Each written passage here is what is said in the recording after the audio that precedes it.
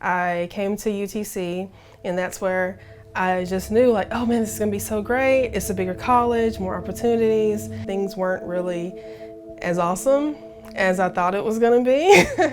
I found that I wasn't fitting in. They have all of these events, all of these things that are reaching out to students, and I'm sitting there looking at it and seeing nothing for me. So I felt like an outcast because I had a kid, and I was outside the bookstore and I saw this flyer for the Momentum Network. There was a meeting coming up. I said, okay, well, it seems like this is talking to me. I'm a single mom in college. It took the third meeting, which was actually one of the night meetings where we come in and we have the Bible study and have a meal together, for me to finally let down my guard and say, these people are actually just nice. They don't want anything from me. It was the only place that seemed like it was trying to reach me. Spring semester of 2017, she asked me to be a mentor to one of the moms. And of course, you always feel like, no, I can't do that. Why are you asking me?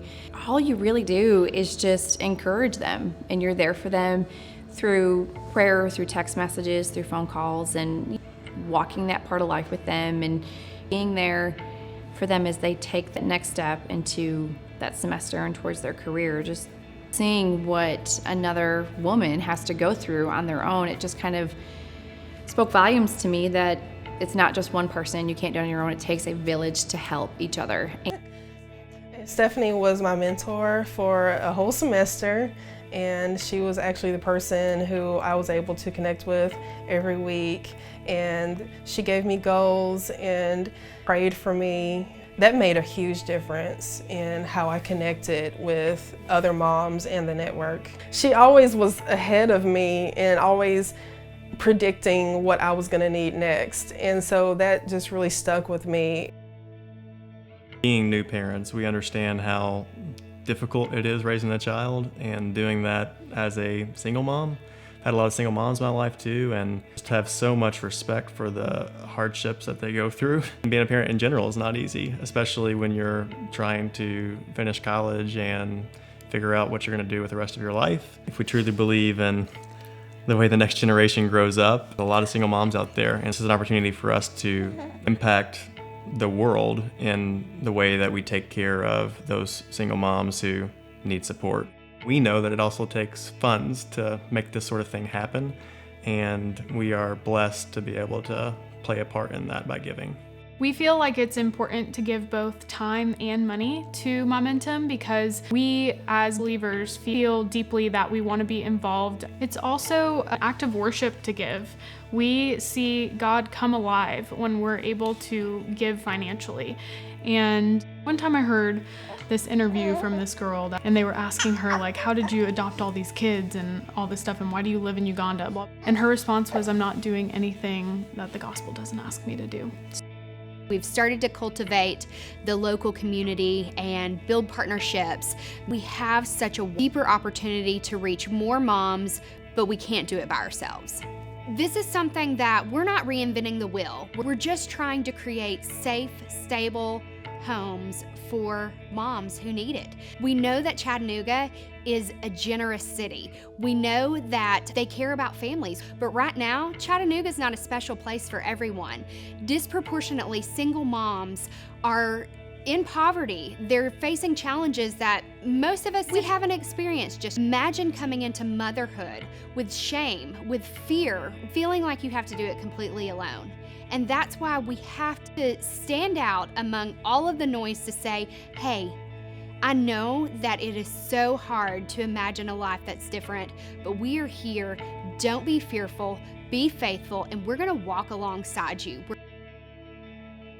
I just wanted people to see that you get so much more joy out of seeing someone else and their joy. So it's not about yourself, it's just about them. They're making those decisions and they're walking this, and we're just there to say, I'm so proud of you.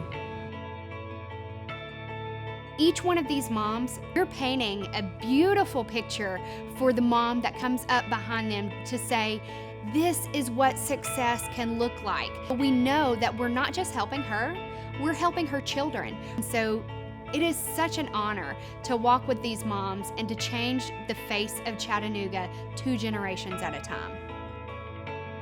On days like today, when things seem too hard, too big, too much, not enough help, I get a phone call from someone who is literally choosing between motherhood or success.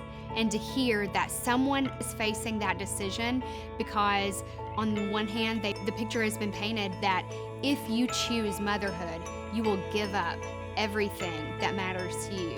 And on the other hand, I know that that's not the truth. When I get to know that I can walk with a mom and tell her you don't have to choose between motherhood or success. That being able to come together with other moms and to know that they're not alone in this, that life may not have turned out as planned, but that the Lord can work in this. We say that being a single mom does not have to define you, but it can refine you when you're in relationship. And so to come together with other moms and to have people who are not single moms, that's a really important component of this. Some folks have said, well, I'm not a single mom, or I don't even know a single mom.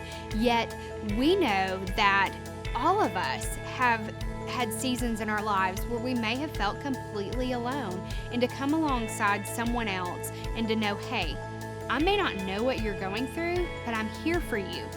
We have had people in our village who have come along and given life for a season, but we're asking for a deeper level of generosity so that we can serve more moms in a deeper way.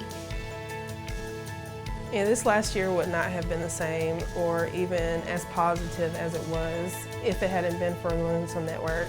It makes a difference.